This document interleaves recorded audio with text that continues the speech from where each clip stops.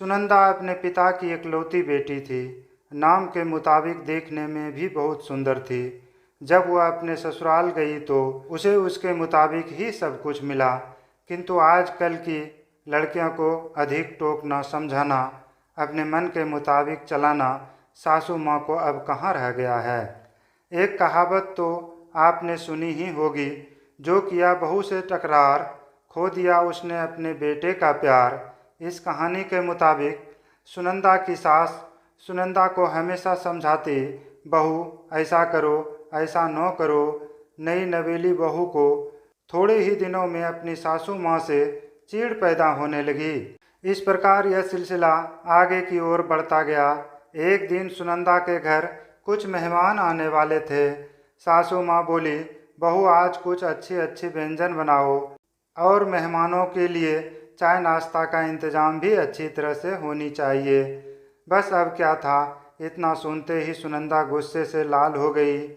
उसने जल भून कर उस दिन तो काम किया, लेकिन उस दिन के बाद सुनंदा ने चाल चलना शुरू किया।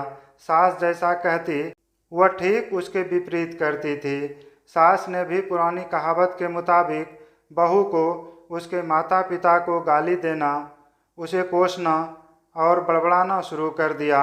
दोनों सास बहू में आनाकानी हमेशा चलता रहता था। एक दिन सुनंदा अपने पिता के घर रोती पीटती पहुंच गई।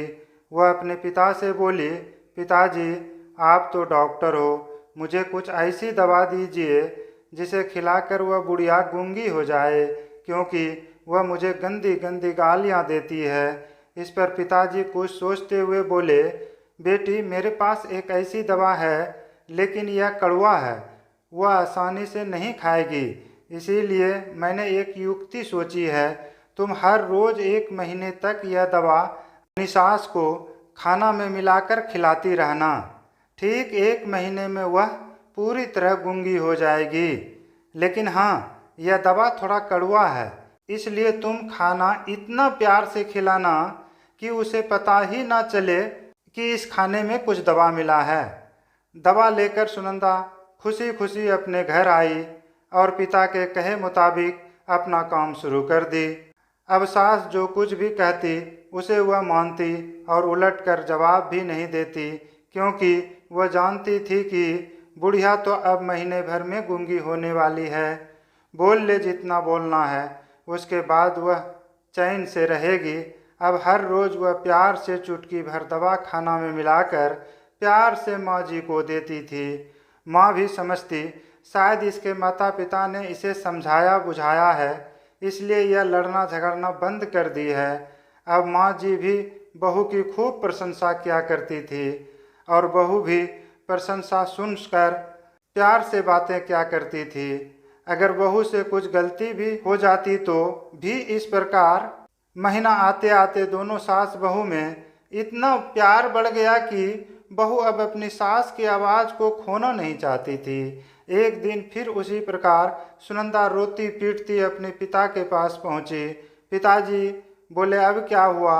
सुनंदा बोली, पिताजी अब क्या होगा, मेरी सास बहुत अच्छी है, मैं उसकी आवाज़ खोना नहीं चाहती, वह मुझसे प्यार से बात करती है। अब मुझे कोई ऐसी दवा दीजिए जो कि मेरी माँ जी को दिया हुआ दवाई का असर काट सके और वह गूंगी ना हो पाए।